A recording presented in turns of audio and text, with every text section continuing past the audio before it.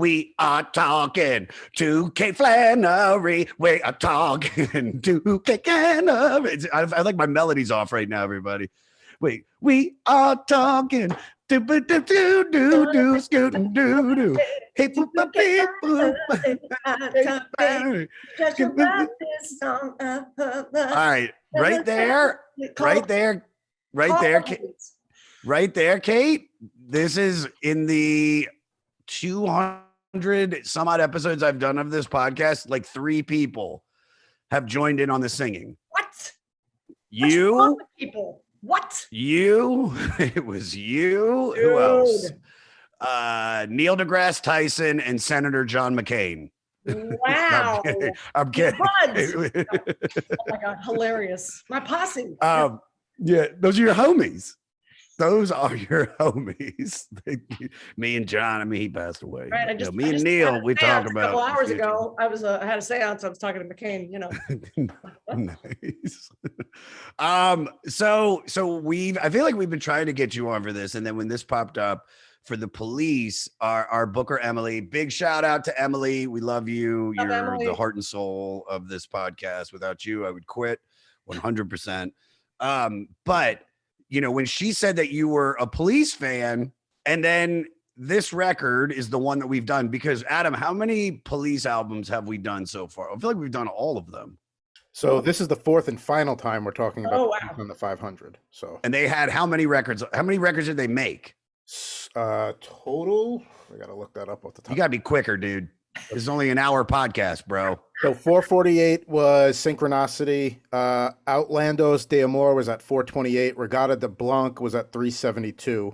On the 2020 re-rank, Synchronicity jumped up to 159, but none of the other albums made it. Can we also just take a minute, Kate, to appreciate listening to a dude from like southern New Jersey try to say Outlandos de Amore? We got one. You perfect. I'll cut the grass, mow the lawn, and say Synchronicity. Whatever you say. Right? You know, I say Synchronicity. I know. I know Southern. I know. Let me tell you something about. Yeah, I gave him more of. I gave him more. We forgot. I fucked up. I gave him more of a. He's Brooklyn more than he's Philly. Wait, that was a good Philly accent, though. I'm Philly, so you have landed on the moon, right? Go to the movies. Yo, have you seen that new movie, Dune? Have you seen Dune with Timothée Chalamet? You know why? It's all the same color. It's like old beige and sand. The sand just put me right to sleep. It's got that homo Timothée Chalamet, but I like Jason Momoa.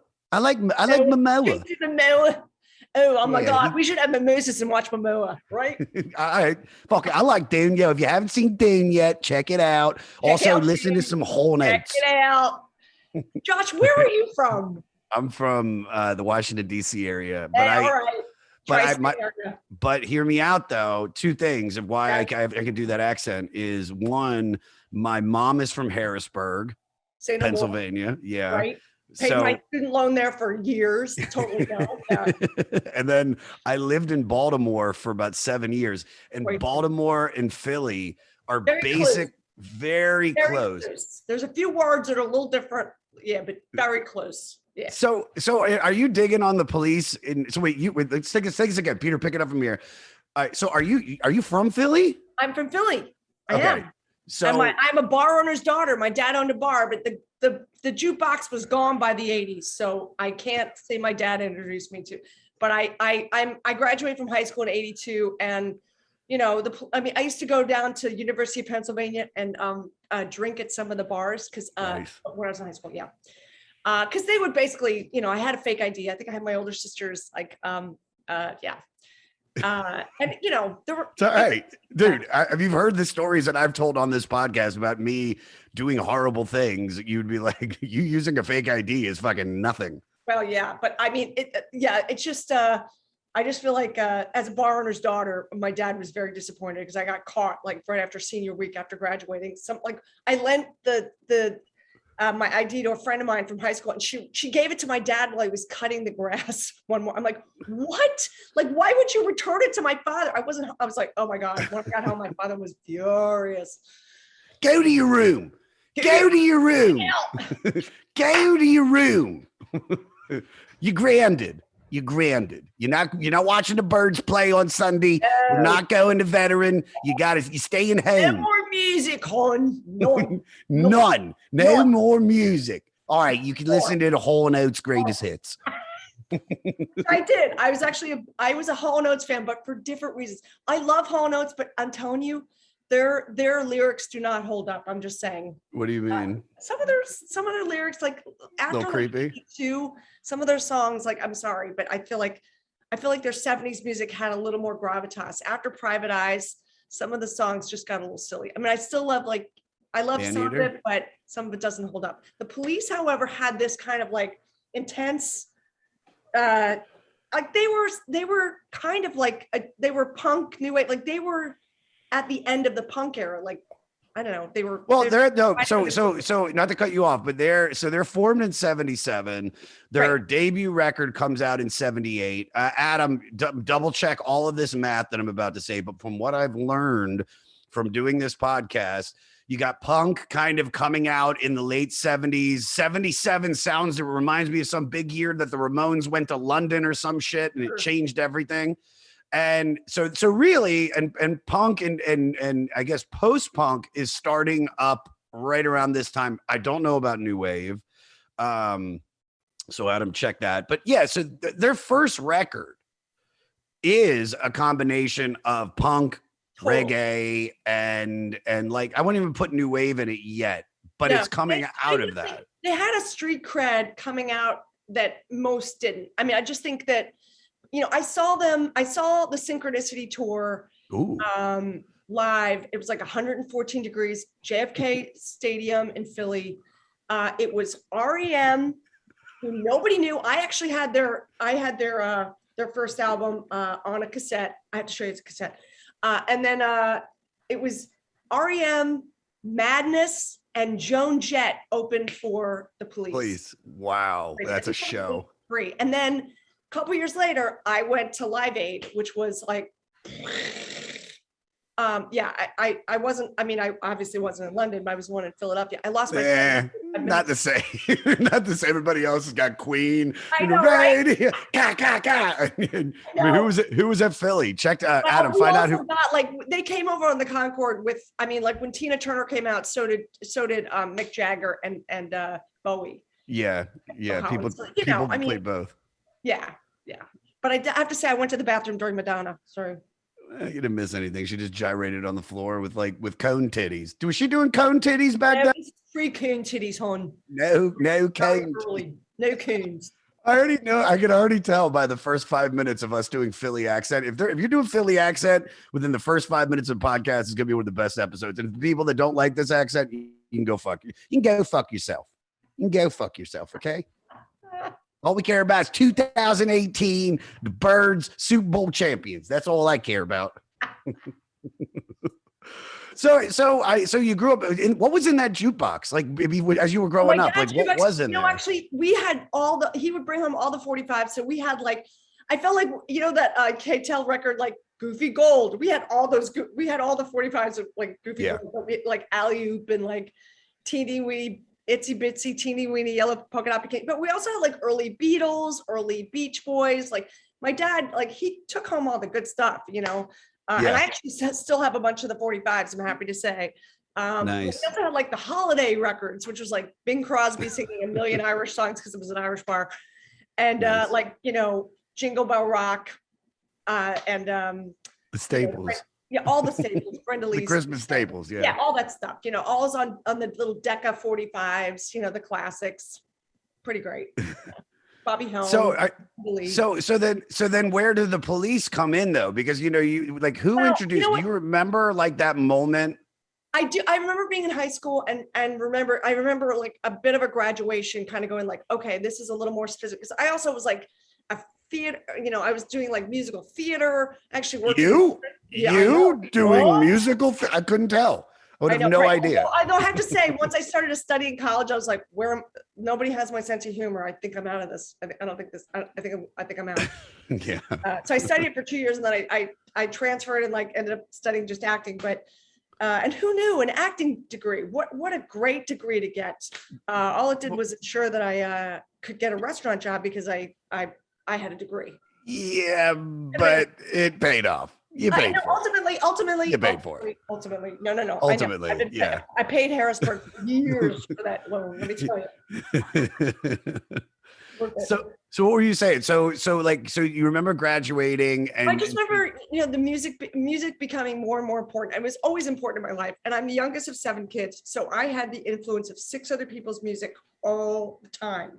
And I really feel like that is a great way to go, because you get like my oldest sister was into like Motown. My brother was into Jackson Browne, Bob Dylan, and Morrison. My third sister was into Joni Mitchell. My fourth sister was into like Linda Ronstadt, Bruce Springsteen. I mean, like I had so many musical influences, like they were kind of everywhere. So I felt like I had a really strong musical foundation. And the thing about the Police was that I felt like they were definitely like the sound of the future. They weren't doing anything that anybody had done before. So I feel like this album in particular spoke to me. And of course, like every little thing she does is magic. Like it's a catchy fucking song, I think it's arguably one of their best songs. I agree. Yeah. I think that breakdown, what my opinion, before I get into what I always feel about this record, let's focus this on, because you're hitting the people. A lot of people aren't going to like what I'm about to say. So I'm not going to say it yet. Okay. All right. So what's the first record by the Police that you hear the first time? Remember, was it Roxanne? I think it's probably Roxanne. It's probably Roxanne. Yeah. So it's probably Roxanne. They're doing more reggae. Let me pull up the list of the records. So that's in 79 when that comes out. That's Outlandish de Amor, 78. I'm sorry, everybody. It's got So Lonely, Can't Stand Losing You. It's definitely like heavy, like real reggae. Maybe there's a little bit of punk. There's some new wave in there. Then what is after that? Then you have Regatta de Blanc. So they're in the era where they're just churning out records. This is their second record. Hits. Yeah. Oh, for sure. Yeah. Message in a Bottle, Walking on the Moon. Okay. Now they're starting to get more into the jazzy improv. Then what's after that? What am I missing? Well, then of course, like MTV is like exploding by 81. So they're like, that's when we actually got to see them. And, you realize how they're all cute. I'm in high school. Like, what's not to love? Sting's gorgeous. He's not cute. He'll tell you that himself, I'm sure. While he's making love to you for 15 hours. Crying his own name out during sex. Okay.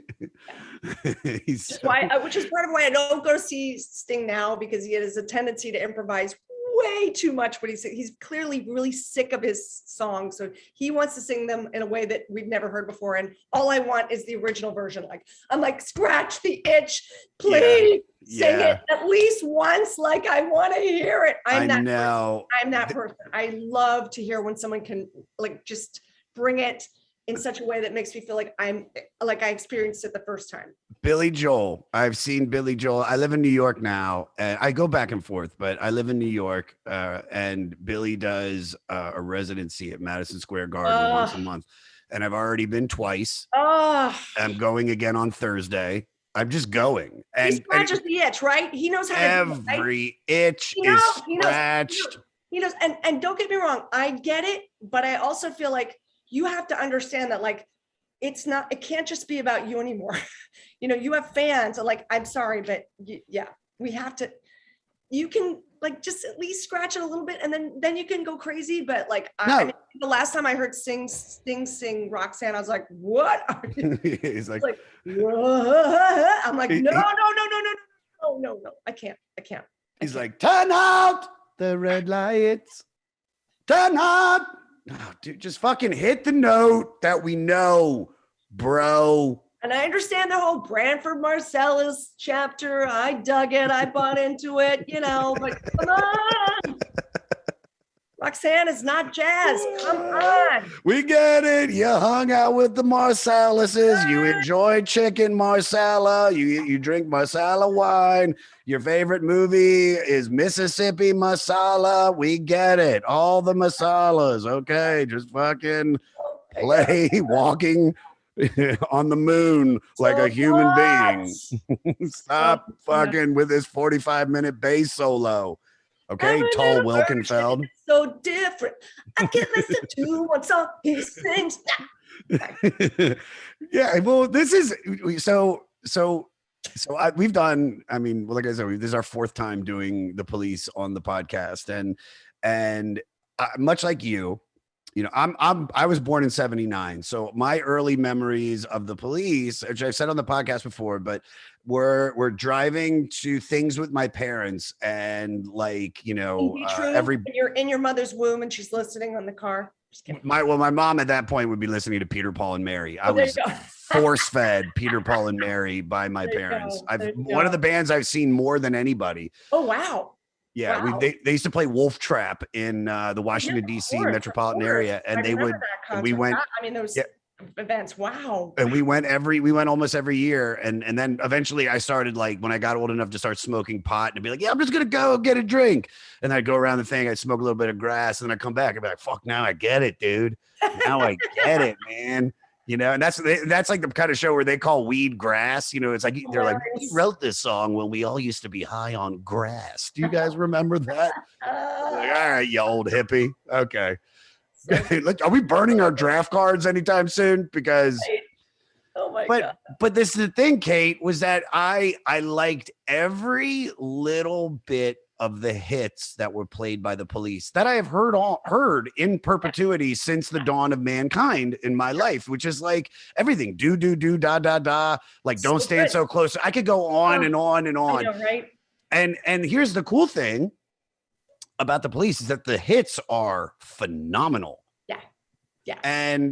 And so when we started, I'm pretty sure the first record we did was Synchronicity. I did that with Dan Soder, and there's a lot of great shit on there. Now, it's very pretentious. It's very pretentious the deeper you go, because by 83, Sting is really a very well-read intellectual. He's talking about, you know, Carl Jung stuff or Sagan or one of those dudes. Right.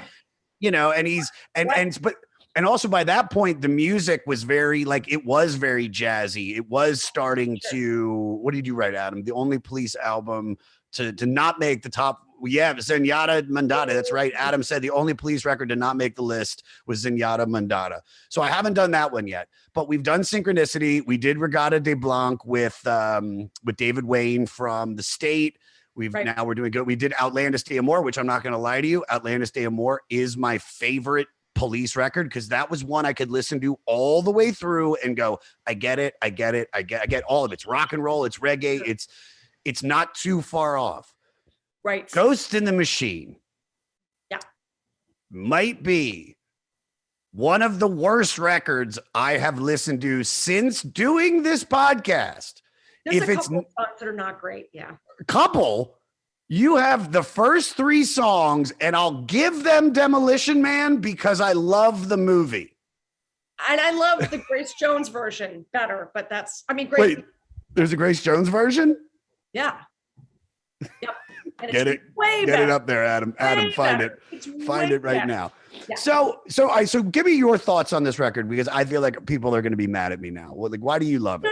No. I'm not mad at you. It's not every song is a gem, but the ones that are so strong that I feel like, and it's also just like, you know, those soundtracks of your life where there's some stuff that I would still skip. I would I would still fast forward, you know, I mean, this is not a perfect album. At all. Yeah, it's called The Ghost in the Machine. So like, you get what you pay for. Whatever. But dude, here's what's crazy, Kate. Spirits in the Material World rules. Yes. Invisible Sun is that's a great song. Oh, good. Yeah. Demolition Man. I don't hate it at all. Like, I get it. Like, it's a little long for me. Like at 5:57, I was kind of like, all right, dude, you don't need more. And I also, like I said, I fucking love that movie with Wesley Snipes and Sylvester. I wish we were breaking that down right now. Like, that would, I could do a 3-hour podcast about that. And Philly, I could talk about Stallone forever. Oh, yeah, right? Dude, come on. I got to ask you this. What's your favorite cheesesteak place in Philadelphia? I got to ask. Jim's on South Street. I haven't done Jim's. I like Tony Luke's. I like Tony Luke's a lot. I don't know Tony Luke's. I've never. It's under like a bridge pass. I don't know. What? Do you ever do? Yeah, but the whole Jim, Gino's and Pat's, like, nah, but they're good late night. Yeah, it all depends on how drunk you are. I also like D'Alessandro's. If you go to Roxborough, they're really Is where you said Jim's is on South Street, right? 4th and South. Is that across the street from Lorenzo's? The so. giant pizza place. They have the giant slices. No, I think it's down the street, hon. Very close, but not right there. God, I love you. Gotta walk. Oh my God. They call it a Philly taco or a Philly burrito, which is I think it's like you go get a Jim's or you get a famous cheesesteak, then you go to Lorenzo's and you wrap it up in the slice of pizza. It's called a Philly taco. What? Yeah. How can people in Philly aren't fat enough? I know. How can we get fatter? How can we get fatter? Go to Lorenzo's. Go get 2 slices. I don't want to walk that far, hon. I don't want to walk. Don't make me walk. We'll use grandma's rascal scooter. Okay. We'll zip around. Did you charge it up? It don't work if you don't charge it. Don't work if you don't charge it. God. But then what I was trying to say was every little thing she does is magic might be my favorite song by The Police. And I'll be honest with you, the second half of that song, that breakdown, the Kyo, I think that is so good that this record is on the 500 greatest albums list for that little section that is in that song. I feel like, interesting. No, I will totally give you that. And I have to tell you, I also became obsessed with U2 after this album, after like in 82, 82, maybe fall, maybe winter of 83. I became obsessed with the War album. Yeah. And I feel like there are similar riffs. Like there's like a narrative that album has that I feel like it feels like, I don't know, it feels like they're of the same world as The Police. Really? I can see that. I mean, U2 also like morphed, once they got to, I don't know, by like 84, they were a completely different band, but I feel like initially there was something very of the same world, No, I see that. And I mean, like, I think I was reading some stuff about this that I wouldn't call, and maybe, that was a question. Should we do Patreon questions right now, Adam? Should we drop one? Because we've got so many. Absolutely. All right, let me find one. Hold on. Let me find one. This is awesome. Hold on. I've got a plethora of questions, but we do have Patreon. So let me see if I can find the one about political stuff. Hold on. All right, let's do the first one. This is from Roger Downs. How is your Tantra game? Tantra sex. I think he means tantric sex. None of your beeswax. None of your come on, Roger. What are you doing? Mine is pretty good. I'm getting better with the breathing, but we've been working on it for years. Where was it? Kill you. What? Oh, here it is. So The Police aren't always thought of as a political band, although one could argue that their name is inherently political and they have a lot of lyrics that aren't about specific events per se, but do have a perspective on how things are in the world. Some songs present a message about peace instead of violence or empathy for one another, always with grace and incredible pop sensibility. Jesus, Roger, you really thought this out after the Tantra question. Do you think their message of universal kindness and appeal for unity is better served by this delivery rather than by a more straightforward approach? Good question, Roger. Well, I don't know what a more straightforward approach is for a band, because like if you hit somebody over the head, they're going to need an Advil. I mean, you know what I mean? Like the message has to be in a package that we accept, like spiritually and musically, because otherwise who gives a shit? Sorry. But I do feel like the music has to be, I don't know. I can't see them doing it differently. This is who they are. I mean, they were never a very political band. Look, at the height of their heyday, I was in my, obviously like, don't stand so close to me. Like, I don't even know if that would probably wouldn't even fly today because of the, of Me Too. And into someone who's 18, like that doesn't go, but Yeah. Well, I think time sure felt good in the 80s, right? Yeah, I mean, that song, if I'm not mistaken, is written about a teacher and one of his students. The video is totally like, well, there was, I do a joke about this on stage about how like we give the music industry a pass when they've been sexualizing teenage girls since the dawn. I mean, what's the song by the Beatles? Like, well, she was just 17 and you know what I mean. I know what you mean. Yeah, it's like, yeah, Paul, what do you mean? Please explain that. Please.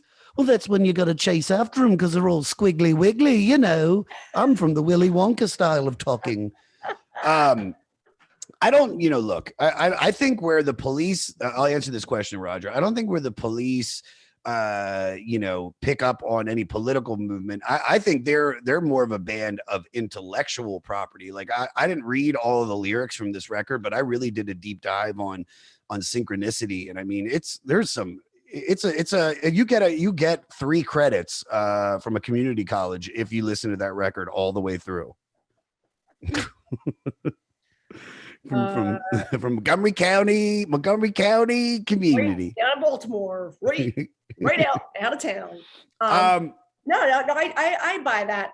But I think that was really, like, again, I think that was, I mean, U2 was doing something similar, earlier as well. Like they had a lot of messages, and some of it was like very obvious, like Sunday Bloody Sunday. I mean, clearly they were addressing some heavy shit. Yeah. But I also felt like they had, like, even songs like Gloria and I Will Follow, like that to me feels like it's in tandem with the Police at the time. Like you can feel that it's like a similar time period. Yeah. And, I don't, Bono's different, but like they still had, even vocally, like there was something kind of like they could have been brothers from another mother, No, it's England. They all grew up in like England, gloomy Ireland, weather. Irish, it's the same. It's basically. All right, let's find out a little bit about this record. All right, so just some random facts about the Police, everybody. They're formed in 1977. Hold on, pick it up from here. Peter, pick this up from here because I'm trying to read all this stuff. So there might be a little editing. I'm talking to my editor sometimes when I do this, Kate. So so they're formed in 1977. Is that the man upstairs, your editor? Sorry. God bless you. So they formed in 1977. They start off doing punk, reggae, and jazz. By 1978, Atlantis d'Amour. Then you've got Regatta de Blanc, and which was the first of 4 consecutive #1 records. Their last release is in 1983. It sold over 8 million copies. They've sold over 75 million records worldwide, ranking them among the best-selling bands of all time. They've accumulated 6 Grammy Awards, 2 Brit Awards, and an MTV Music Award. They were inducted into the Rock and Roll Hall of Fame in 2003. There was a short reunion in 2007 and in 2008. It became, they were the world's highest earning musicians for 2008. Did you go to that tour? I did not. I was just at the Synchronicity. That's the only show that I saw. Yeah. Yeah. I wish I would have gone. I'm it's one of those things where it's like, I started saying to myself, if a band is coming around and they're getting older, and even if I'm not a huge fan, like just go so you can say your song. I know, but I have to say, like, the improv nature, I was not that, sorry. I was holding get it. I saw some pre-recorded thing and I was like, what is this? Stop improvising. But I'm also the person that I literally went to see Plas Johnson play. This is probably like 12 years ago. I went to see him play the theme to the Pink Panther because he's the original saxophone player on that. Yeah. And then he was there and he was playing it and I was losing my mind. And then he goes, this is another little tune I recorded originally for the movie The Odd Couple. And then he started playing the theme The Odd Couple and I was like, I'm losing my mind. Oh my God. Play the theme song from Charlie Brown's Christmas. He's like, I didn't write that. You're like, fuck it. Like, he was the original sax player. So like when he hit every note and I was like, oh my God. Like I needed that, but I did. But I get what you're saying. I also feel like it depends on the tour, because I feel like sometimes you don't want it to take away from your earlier experience. You know what I mean? And some of them do, especially if somebody has a heavy agenda or if they don't get along anymore, or if it's just like weird. I feel like, well, they'll go on tour no matter what. They'll just like prop anybody up and be like, oh no, we're back together. Well, sort of. 1 out of 3, whatever. It's kind of weird sometimes. It is weird. It is weird. How was that show? It was hot as hell, but awesome. Yeah. I think it was like literally 114, but that was like one of the first times REM was touring. And that was like way before, their original album was so different from the rest of their music. Yeah. And I'm a fan of REM, but I feel like it got a little, once we got to like Shiny Happy People, I was like, this is not exactly my vibe. Yeah, but then they went with after that record with Shiny Happy People, I think they started getting darker again. I remember like Ebo the Letter, and there was they were REM's no, it was the first album was more my, it wasn't speed. all my goal. Yeah. But this record, Ghost in the Machine, it's a Police fourth studio record released in 81. It was a top 5 album in 10 countries, including the UK, and number 2 on the US Billboard chart. It was certified platinum in less than 1 month in the UK and under 2 months in the US. This was the first album to feature heavy use of keyboards and horns by the band. It was recorded in the Caribbean island of Montserrat and also thank you. And also in Quebec. After having done the previous record, Zenyatta, within a tight deadline of 4 weeks under pressure from the record company, deliver an album to the market, the band had decided to loosen up more for a change when it came around to recording Ghost in the Machine. This time they spent 6 weeks in the Caribbean, which was also, according to drummer Stuart Copeland, a 12-hour flight from the nearest record company. And if you're wondering what the band's intentions were, Sting said he wanted a fresh new approach to the music. And this is quoted, "Ghost was for us a please yourself record. In it, we pleased ourselves." So it's just 3 guys masturbating in a studio. Wow. Our last records were experiments in commercialism. I've been obsessed with the idea of coming up with a commercial record. Ghost doesn't have that concern. After our first 3 albums, we wanted to go as far away from the sound we'd already created. I was determined to play some saxophone. Generally, we wanted it to go off the beaten path, to take a fresh new approach and see what happened.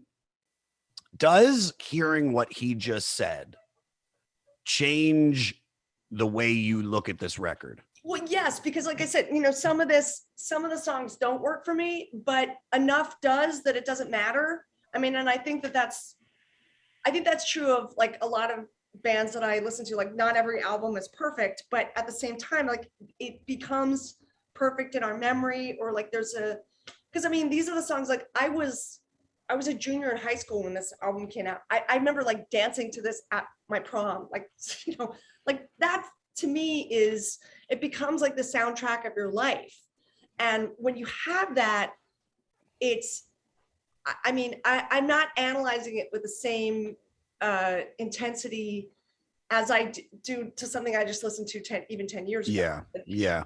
There's joy to it. No, and when totally with reading that, it does change my perspective a little bit on how I feel about it. Does it mean that I still think it's a great record? No. I do think there's 3 songs that are bangers, and there's a couple that I think there's just a lot that could have been cut. I would have liked some of that poppier stuff. I'm not saying it's not to say it's the worst. It's like I hate it. The second half, after the first 3 tracks, it was just every song almost sounded the same. Well, Josh, I have to ask you, like, your bar for what you decide to discuss on this podcast is like, I feel like I was a little slow. Like I remember going back and forth. Like I'd pick something and my publicist was like, no, this isn't on the list. Like, you can't just like pick anything you want. So I'm so curious as your process, like why you pick what you pick to discuss, and like, what is truly your criteria? Okay, well, I don't choose any of this. It's the Rolling Stone magazine's list of the 500 greatest albums. Okay. So you got them to blame. It's so their fault this is, but then here, and so look, everything you just said, would I put, if I had to create a 500 album list, would I have put this on here? No. Yeah. And would I had put this, if I was voting on the 500 greatest albums for Rolling Stone, because they're getting other people like, music critics and musicians and artists and studio execs to like put in their top albums, and then they create the list from that. This record to be ahead of fucking Regatta de Blanc, to be ahead of Synchronicity, to be ahead of Outlandish Day Amore, and to not even have Zenyatta on there. Yeah, I don't like. All right, here, because like you rank. What are your? Do you all the Police records? I mean, yes and no. I don't know all of them. I don't know all of them. I mean, I know a lot of their hits, but I did not have all their albums. Do you have the list in front of you? I could. Hold on. I'm going to send a link. To you in the chat. Can you use the chat? Sure. All right, Peter, edit all of this stuff out. Got it. All right, so I just said it to you. So that's somebody's ranking. This is this one magazine's ranking of all of the police records. I'm curious to know what's your favorite out of it. They're not in order of like they're in somebody else's order, but that's like basically that's that. So what is your pick it up from here, Peter. So what is your favorite police? Let me take it a whole day again because I'm having a stroke. What's your favorite police record? God, sorry. I'm gonna say Regarded to Blanc because I don't know. I feel like Walking on the Moon and Message in the Bottle. There's something about that whole era. It just really, I don't know. What is it? Is it era in your life? What was going on? Again, I always associate music with like. Sure. What was going on in your life when Regarded to Blanc came out? I was in college, but I feel like I was also shit. Did I just lose you? Hello. Oh no. We hear you. Don't worry. I'll get back to you. You can see me, right? Okay. Just a second.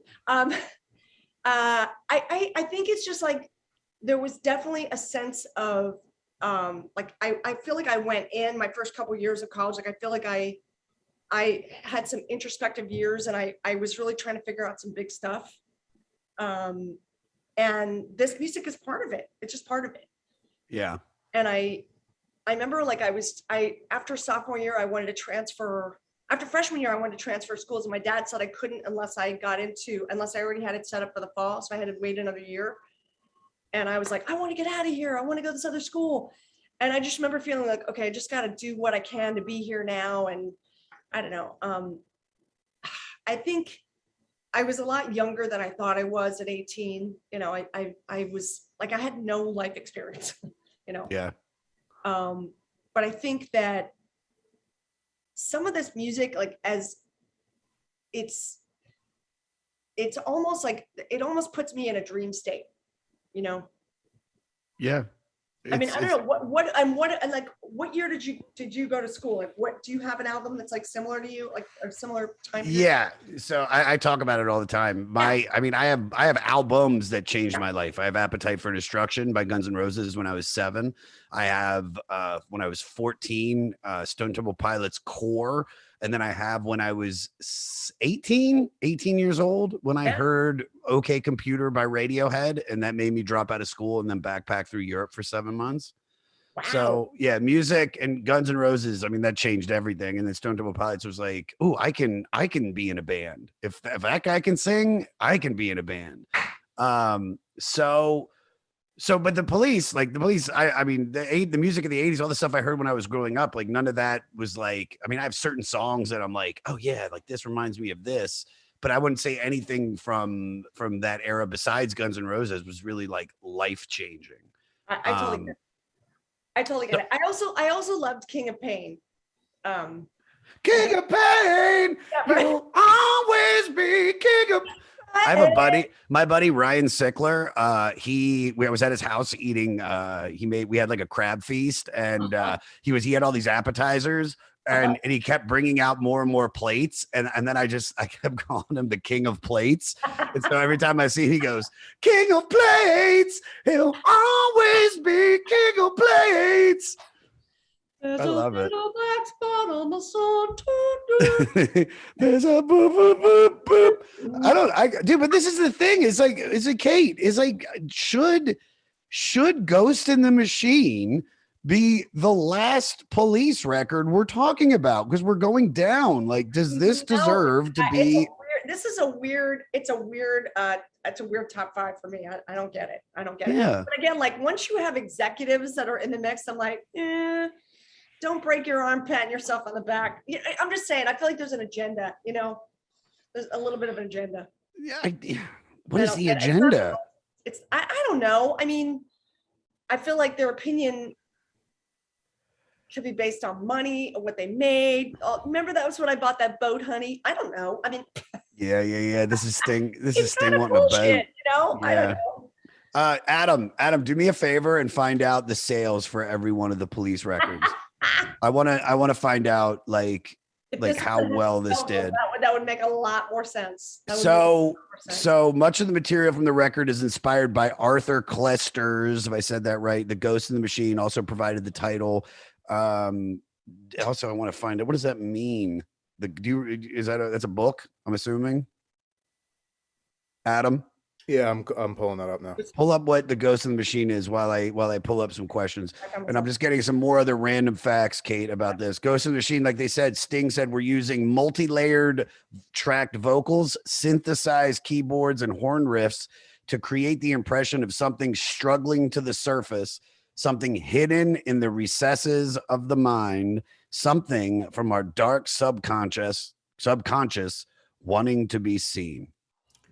And then 2 facts above that, it says that the album was inspired by Arthur Koester. I said that. Trying to pull up the album sales. Pull up the sales. Pay attention. How much should this make? I'll bet you money talks. That's why it's top 500. Well, it reached number 10 in Germany, because we were all wondering how it did in Munich, and number 12 in the UK, and number 11 in the US in early 82. Oh, right. No. That's Spirits in the Material World. I fucked up everything right there. That was me not paying attention to what I was looking at. Again, right, so very similar. I know Spirits, Ghost in the Machine. It's very, I know. Yeah. All right. So aside from Spirits in the Material World, Every Little Thing She Does Is Magic, and Invisible Sun, what other songs on this album do you really love? Demolition Man's really the only other one. They're all so bad. I mean, there's some really, I know, there's some bad, I know. What's the other? It's Hungry for You. Much Information. Yeah. I actually do like Dehumanize Yourself. It's got, but only because I have like a fun memory of dancing to that. I don't think it's the best song, but it's kind of fun. Yeah.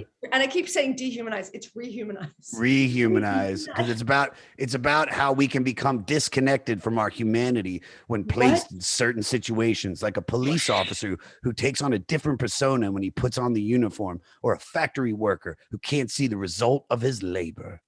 Oh. God damn you, Sting.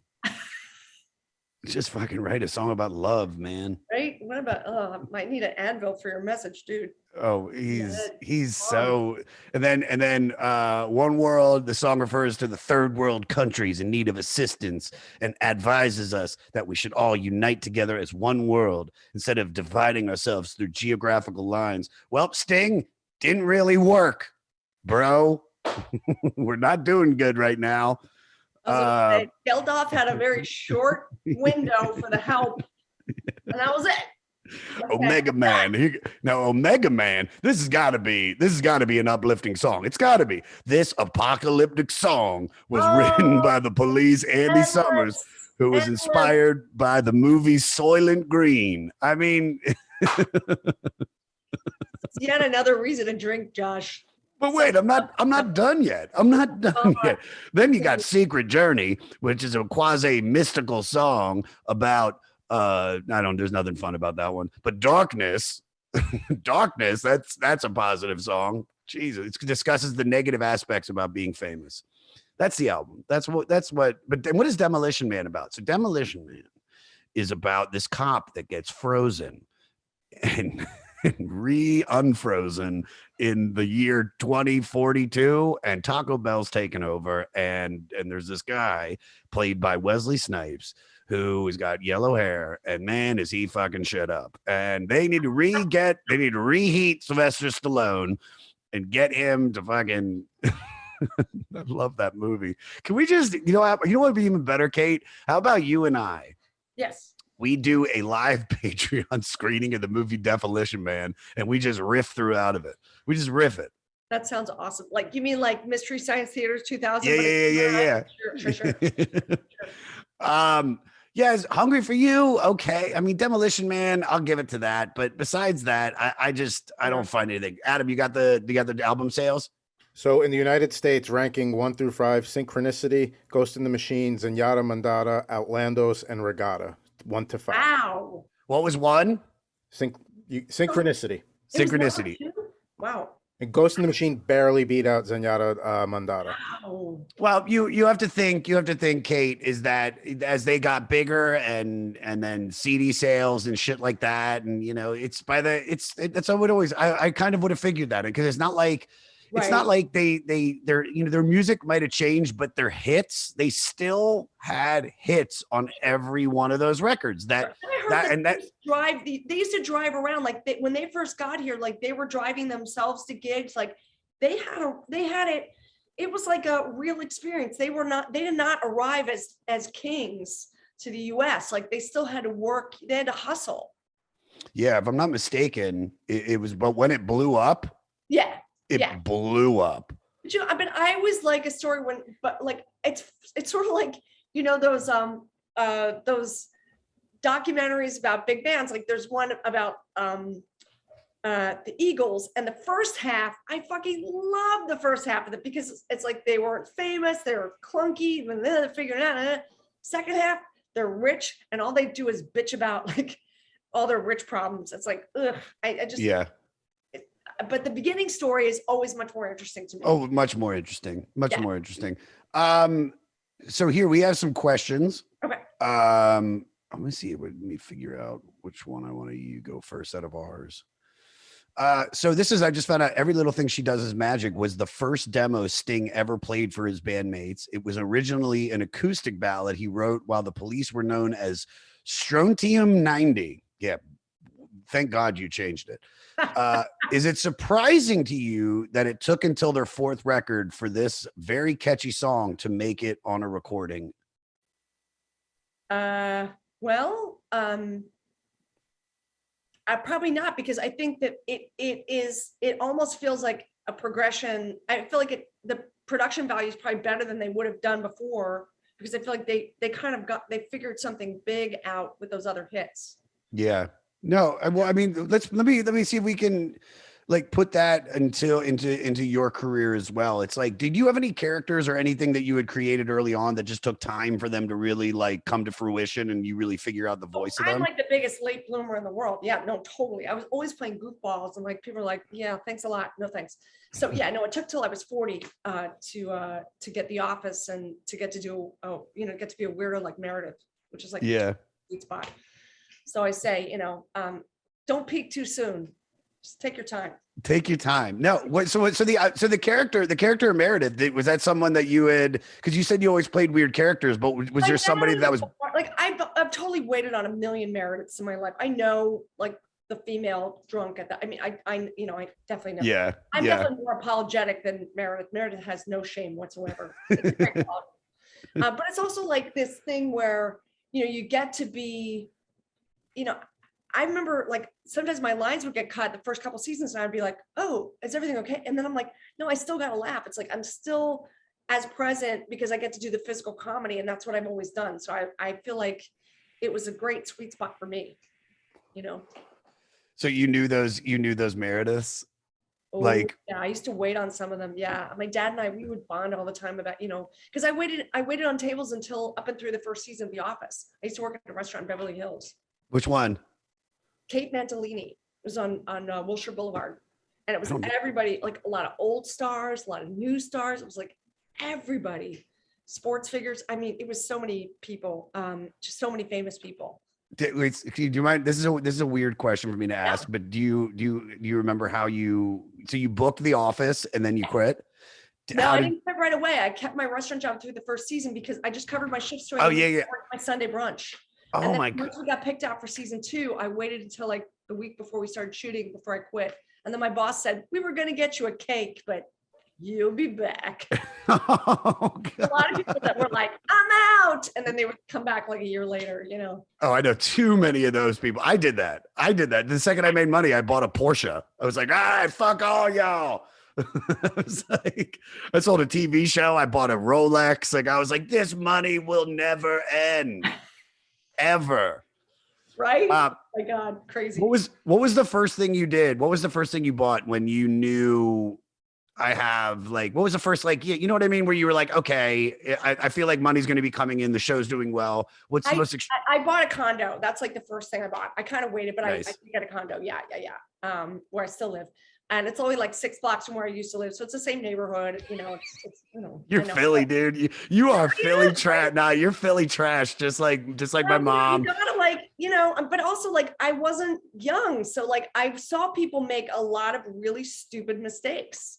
So, I don't know. I mean, I feel like I'm conservative, but I'm also generous, but I figure out what to do with my money. I don't Sure. have a huge place with a pool. That's not my deal. But I get the people to do, but also being a woman in comedy, the guys get like 1, 2, 3, 4, 30 here for the women, 1 or 2, and then another 30 for the gentleman, and then another 1 or 2. I mean, we're not in the same opportunity. We just don't get the same. No, I get it. No, I get it. And I can imagine. Trust me, I can imagine. And I love how smart that is to be like, and it does. I think maybe that is a Pennsylvania thing where you're just like, man, I've seen people, go on to do shit and they've lost it or whatever. So it's like to be sometimes making it when you get older. I mean, dude, I didn't start making until I was 36, where I was really like making good money, but I really didn't learn about money until I hit like, and so like when the pandemic hit, I was like, oh yeah, this could change. Right. I wouldn't have thought that if somebody would have told me infectious disease was what was going to stop my money from coming in, I would have been like, really? It's not like my crippling fentanyl addiction from years before? No? Oh, okay. It's a disease. Okay. So what are the things? Do you have any other lessons that you've learned as making it like somebody a little bit older? Well, I also feel like, acting is only one way to make money. And there's other ways to, I feel like you always have to be a business person and you have to be creative and be open. And I was never one to like, just wait for the phone to ring, so I was either like doing my comedy act. I also tour with Jane Lynch. I do voiceover. Like I just do everything I can. And then I'm happy to, I'm happy to do it all. It's a gift. And I think I really hustle and I work a lot and I'm happy to, but again, like, I feel like anybody that thinks you just have to sit back and wait for the money to roll in, like so few people are in that situation, and people that used to be in that situation that can shift at any moment. And it's hard to get your groove back if you're out of it. Yeah. I know 100%.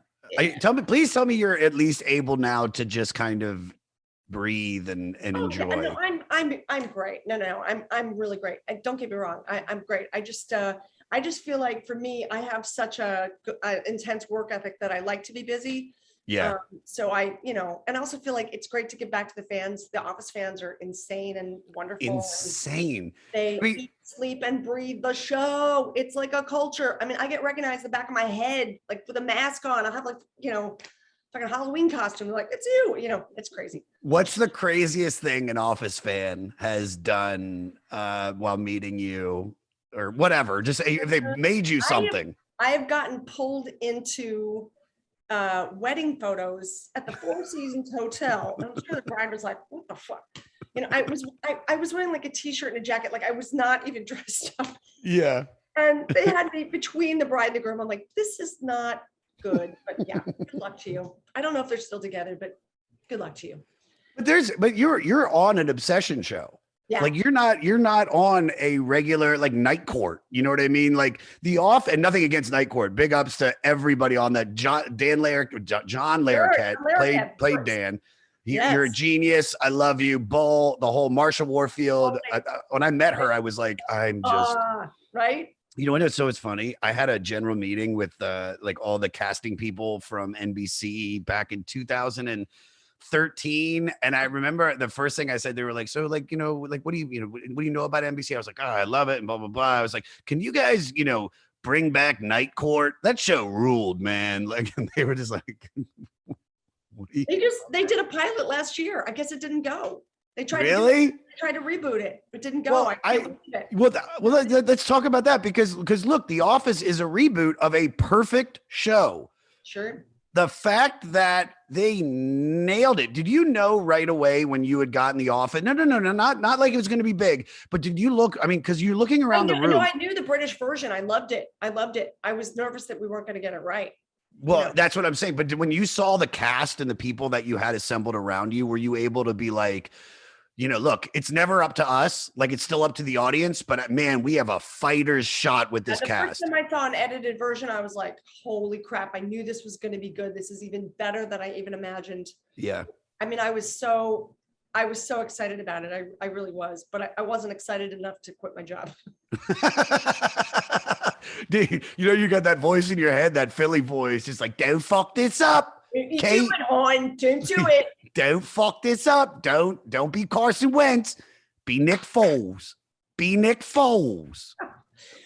Well, yeah, there was a guy from Buffy the Vampire Slayer that was worked at the restaurant. Like he quit like a year before I got this, and so I remember like somebody, and he did well, but then I think he had a drug problem later. So I know. Yeah. I know. It's sad. It's sad. It's sad. It's sad. You just don't want to be that guy. You don't want to be that guy. I don't want to be that guy. No.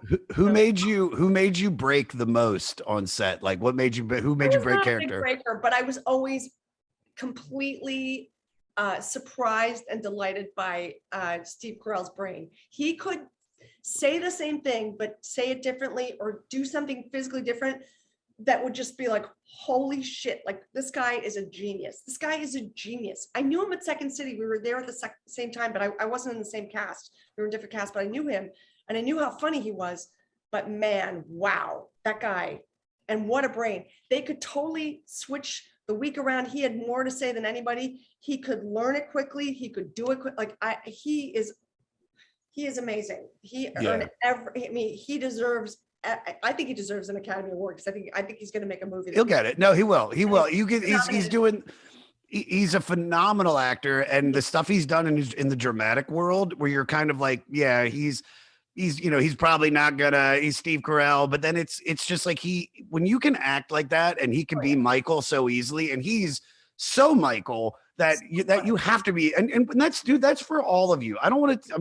You as well. It's like you're seeing you and meeting you. I see where the character comes from and hearing the Philly stuff, but you still have to be able to create this character and live in that, for the hours that you're shooting. And that's true. And you know what they did the first season, they told us to bring actual paperwork so we could look busy. So the camera, if they caught us start to work, it'd be like, you're already working.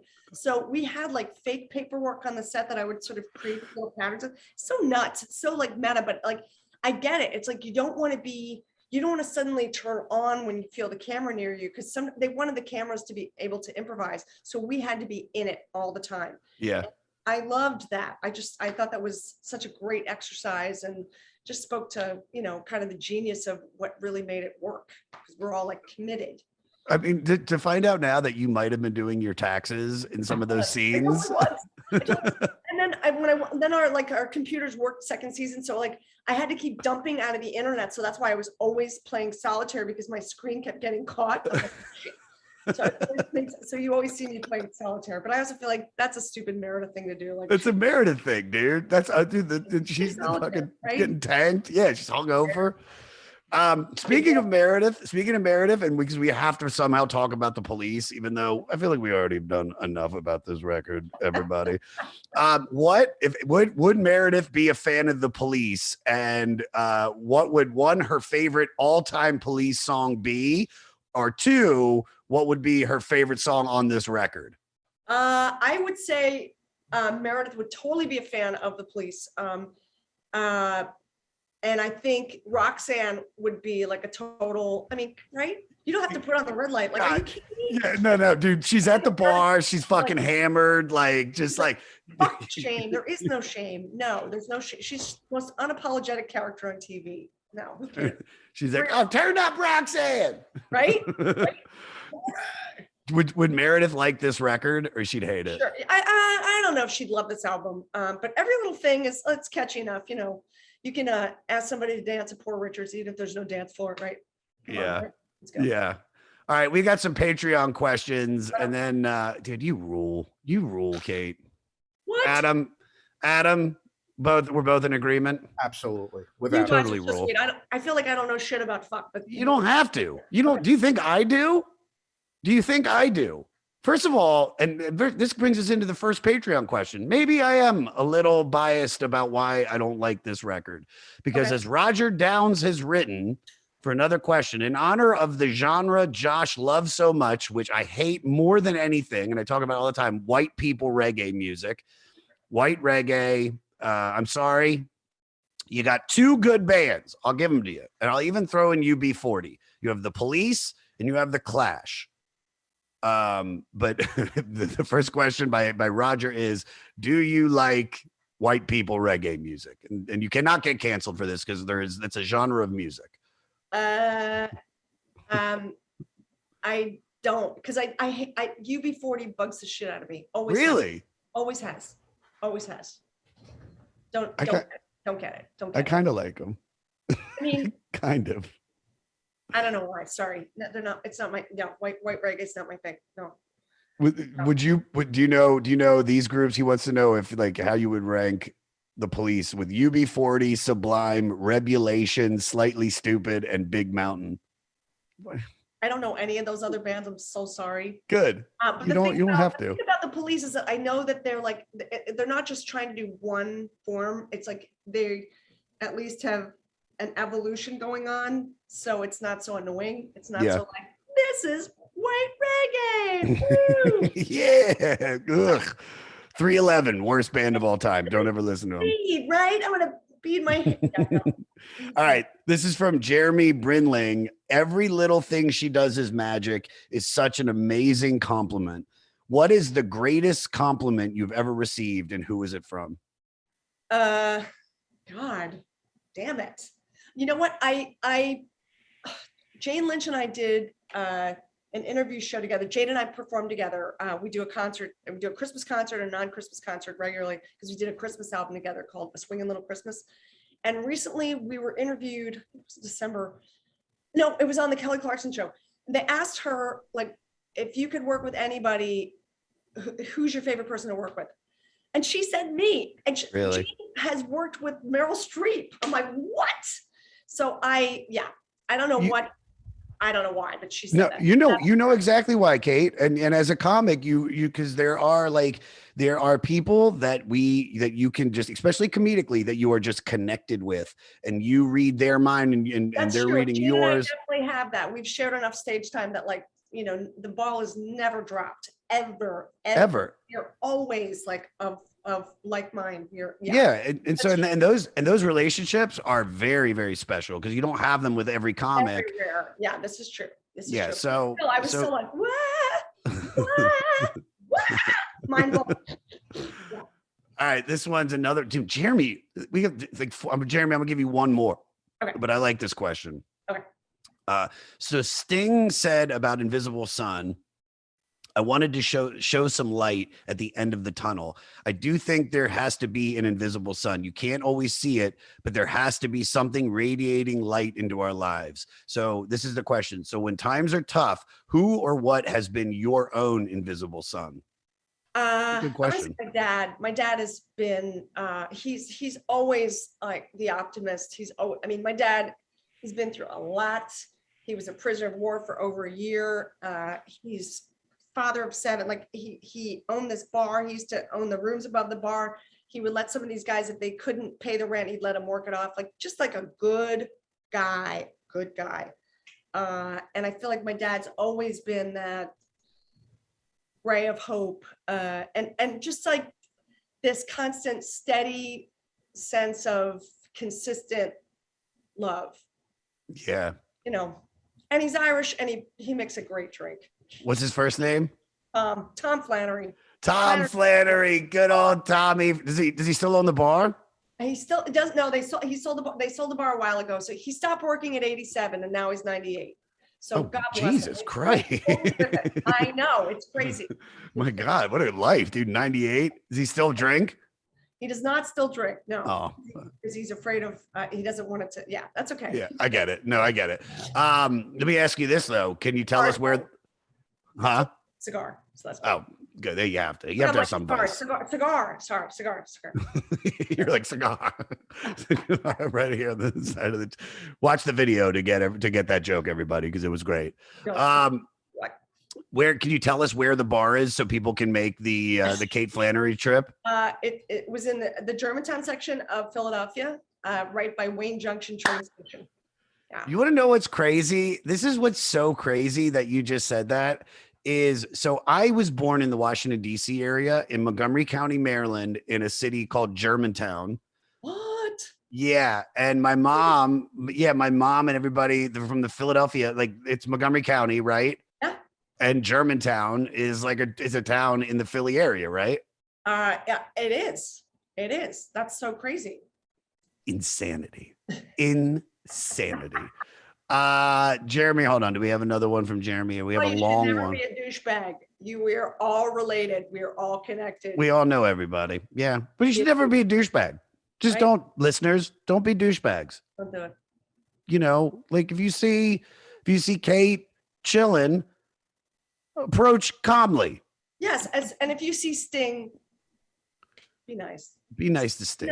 And Sting, be nice to people. I don't know why. I don't know if he's a douche. I don't know. I've waited on Bono and The Edge, but I've never waited on Sting. What was that like? What did they eat? They had like pasta. This is a long time ago. Glass of Chardonnay. I'll have another glass of Chardonnay, mister. Excuse me. Yes, you, the redhead.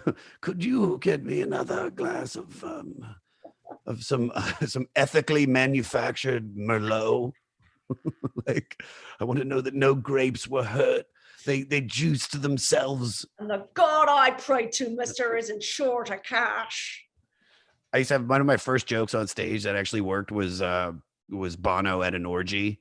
And it's just like, because and it would just be me comparing sex moves to something political in the world, because that's how he would do it. He'd be like, you know, he's like, I'm doing doggy style to raise awareness for the ASPCA.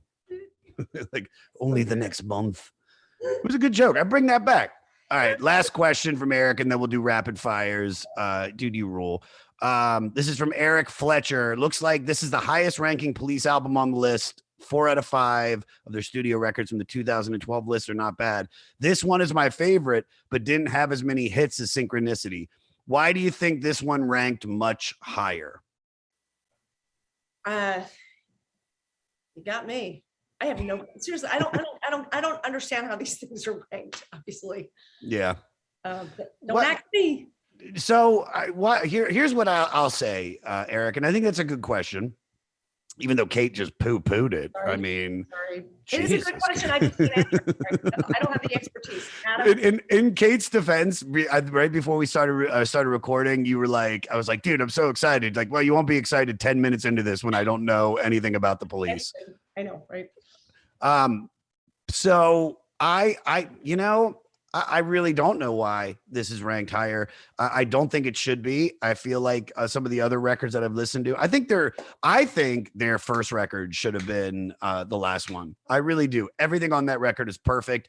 I love the sound, and it was different than anything that might have been out at that time. And I'm not saying there's not some stuff on here that's different, but you know, unless this world music influence was not like a thing in 1982, 83, like then because if that's the case and there's not, and then this record came out, okay, it created a genre of music. Besides that, I do not feel it deserves. I know Kate agrees with me. Adam is the dickhead that thinks that it should be ranked. It's ranked accordingly. Am I right? I wouldn't say it's ranked accordingly, but because I think Synchronicity is a better album, but there are bad spots on the album, but I don't think it's as bad as you make it out to be. Well, also, you said, I don't stink Synchronicity. Did you hear that, everybody? I don't stink Synchronicity. It should be ranked where it is. Freudian slip, Adam. Yeah, dude. Stink. I heard it. I heard it, dude. All right. Rapid fire questions. We'll get you out of here. Favorite song on this record? Every Little Thing. Okay. I'm going to say that. I'm going to do mine too. Yeah. So mine's definitely Every Little Thing. Least favorite song on the record. Oh my God. Which is it? I have to look at it because I can't remember. I blocked it so bad. Holy shit. Jesus Christ. Dehumanize Yourself? No, she liked that one. She liked that one. I hate, what's it? Omega Man? I don't, Secret Journey. There's so many bad. I mean, there's a few in a row. Darkness? No, thanks. I'm gonna go with Omega Man. Okay. Yeah. Yeah. Not. All right. I ask every person this, every single person. What song on this record would you fuck to? Well, first of all, I'm already taken. Thank you so much, Josh. Okay. I really appreciate that. I'm sure my boyfriend's going to be listening to this. He's taking notes. He's like, all right, so it's going to be rehumanize yourself. So I'll get the playlist set up, put that on about and I like track. Spirits in the material world. It's kind of sexy. You know, there's a little catchy thing. It's got a lot. I think I'm going to do Invisible Sun. Okay, that's. I think I'm going to do Invisible Sun. Okay. Just because we're never gonna do it. We're never gonna because we don't. we don't match. We don't match. We don't match. Tell your boyfriend. You'd be like, just so you know, I picked fucking this. He picked Invisible Sun. And then last question, and I'm just very curious. Do you have a story? What's your favorite story from working on The Office? Gosh, favorite moment. So many. I bet. I can only imagine. I know that's such a broad question, but I know that the fans or I'm interested. You know, I don't know if you guys know this. I did a lot of my own stunts, which kind of happened as an accident. Because when we shot Fun Run, we had already shot it, and it looked like when Michael Scott hits Meredith with his car, I looked like a speed bump. I was just like under the car, and then we're like, it didn't quite work, and so they had me like weeks later. I rolled on top of the hood of the car, hit the glass, and then fell off the car like on a giant mat, which had much more impact. Yeah, much funnier. But there's a scene in Moroccan Christmas where Michael Scott drags Meredith into rehab, and we actually it was the only time that my whole time on the show, everything was so written. That scene in the parking lot was not written, and we got to improvise the whole chase scene into rehab. So like even the vocals, like we were literally like running around like crazy, and we had two people dressed like us, stunt doubles in the corner in case one of us got hurt. So fun, so worth it. I say, so great. Do your own stunts, do it. It's so great. You listen. Person, right? I mean it. Like it's a great show, and I think the story though of everything of what you did to get there, and then to not even quit your job till the second season. I mean, I used to wait on the directors and the producers. They come in, they were like, "Oh, I didn't know you worked here. Oh my gosh, this is While you were on the show. Yeah, and then our showrunner was like, he totally ignored the fact that I was wearing a uniform. He's like, I got to talk to you about that healthcare episode because I know you improvised this one line. You said the word vagina, and I'm trying to talk to NBC about. Like, I love that I could have run into him in a parking lot. He had no opinion about me working. It was awesome. That's great. That's great. Do you ever go back there to eat? They closed about 5 years ago, but I was back many times. Yeah. But it's funny. All the douchebags that I went on who were awful to me. All they did was want to talk my ear off. And I'm like, you know what? Do you think I don't remember that you talked to me? I mean, like that you literally treated me like gum on your shoe. I never spit in your food because I think it's bad karma, but I'm not going to sit and talk to you for 25 minutes. Like, bye-bye. Yeah. Bye-bye. Kate, I can't thank you enough for coming on. You rule, dude. You really do. Please promote away. Please. Anything you want to promote, social, whatever. I'm on Instagram. I'm at The Real Kate Flannery. On Twitter, I'm at Kate Flannery. I'm barely on Facebook, but I'm Kate Flannery on Facebook, and I might soon be on Twitch. We'll see. Nice. But I out. All right, you rule. Thank you, Kate. You rule. Thank you guys so much. Thank you, love.